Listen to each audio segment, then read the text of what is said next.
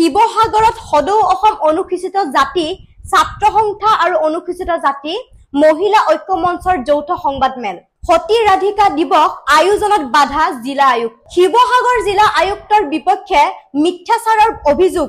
অনুসূচিত জাতি ছাত্ৰ সংস্থাৰ সদৌ অসম অনুসূচিত জাতি ছাত্ৰ সংস্থা আৰু অনুসূচিত মহিলা ঐক্য মঞ্চই শিৱসাগৰত 12 মে তাৰিখে সতী ৰাধিকা দিৱস বৃহৎ আয়োজনৰ পৰিকল্পনা কৰিছিল যদিও দেশত যুদ্ধৰ দৰে পৰিবেশৰ সূচনা হোৱাত সতী ৰাধিকা দিৱস পুনৰ আয়োজনৰ বাবে শিৱসাগৰ জিলা আয়ুক্তৰ ওচৰত অনুমতিৰ বাবে যোৱাত উদ্যোক্তাসকলক আয়ুক্তই অনুষ্ঠান পাতিবলৈ কোনো ধৰণৰ অনুমতি দিয়া নহব বুলি কোৱাত বিদ্ৰোহ ঘোষণা কৰি সংগঠন দুটা জাঙুৰ খাই উঠিছে জিলা আয়ুক্তৰ বিপক্ষে ডিস্ট্ৰিক্ট কমিশনাৰৰ অনুমতি নহলেও সংগঠন দুটাই অনুষ্ঠান আয়োজন কৰিবই বুলি ঘোষণা কৰিছে আয়ুক্ত গৰাকীয়ে সকলো শক্তি প্ৰয়োগ কৰিলেও অনুষ্ঠানৰ আয়োজন কৰা হ'ব বুলি সংবাদমেল যোগে সদৰি কৰে সংগঠন দুটাই এটা কথা আপোনালোকৰ আগত জনাব বিচাৰিছো যে আমি শিৱসাগৰ জিলা আয়ুক্ত মহোদয়ৰ ওচৰলৈ অহা 18 মে 2025 তাৰিখৰ দিনাখন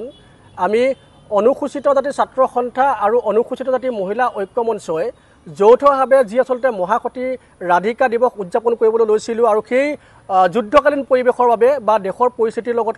লক্ষ্য ৰাখি আমি যিটো অনুষ্ঠান স্থগিত ৰাখিছিলোঁ সেই অনুষ্ঠানটো 18 তাৰিখে আমি আয়োজন কৰিম বুলি যেতিয়া অনুমোদন বিচাৰি অনুমতি বিচাৰি তেওঁৰ ওচৰলৈ গৈছিলোঁ জিলা আয়ুক্তগৰাকীৰ ওচৰলৈ আৰু জিলা আয়ুক্তগৰাকীয়ে আমাৰ কোনো ধৰণৰ কথা শুনিব নিবিচাৰিলে আৰু তেওঁ বাৰে বাৰে এটা কথা কৈছে যে কোনো অনুষ্ঠান আপোনালোকক পাতিবলৈ দিয়া নহ'ব আৰু যেতিয়ালৈকে তেওঁ অৰ্ডাৰ নিদিয়ে তেতিয়ালৈকে কোনো অনুষ্ঠান ইয়াত আমি শিৱসাগৰত পাতিব নোৱাৰোঁ বুলি তেওঁ স্পষ্টকৈ কৈছে আৰু তেখেতক আমি মুখ্যমন্ত্ৰী মহোদয়ৰ ঘোষণাৰ কথাও যেতিয়া জনাইছোঁ তেখেতে কৈছে যে মুখ্যমন্ত্ৰী মহোদয়ে ঘোষণা কৰিলেও তেখেতক কোনো কথা নুশুনে গতিকে এই গোটেই কথাবিলাকত আমি সন্দিহান হৈ পৰিছোঁ তেওঁৰ ওচৰত কোনো ধৰণৰ আচলতে নটিফিকেশ্যন বা নিৰ্দেশনা এতিয়ালৈকে আহি পোৱা নাই বুলি তেওঁ আমাক জানিবলৈ দিছে আৰু আমি কোনো ধৰণৰ অনুষ্ঠান পাতিলে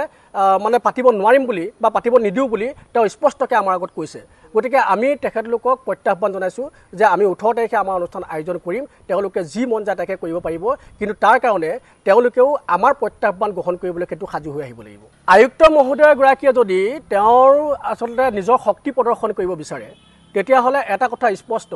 যে সমগ্ৰ অসমত কিন্তু ইয়াৰ বিৰুদ্ধে আন্দোলন হ'ব কাৰণ আইগৰাকীৰ স্বাৰ্থত সমগ্ৰ অসমৰ অনুসূচিত জাতি ৰাইজ সমগ্ৰ অসমৰ কবত্ত ৰাজ্য ওলাই আহিব সেই কথাটো দৃঢ় বিশ্বাস আৰু আমাৰ যিসকল সৈনিক আছে দুটাকৈ সংগঠনৰ যিসকল সৈনিক আছে তেওঁলোকে কিন্তু ওলাই আহিব গতিকে আমাক জোকাই নোলোৱাটো তেওঁলোকৰ কাৰণে কিন্তু ভাল শিৱসাগৰৰ পৰা মিনহাজ আহমেদৰ ৰিপৰ্ট নিউজ 1 নৰ্থ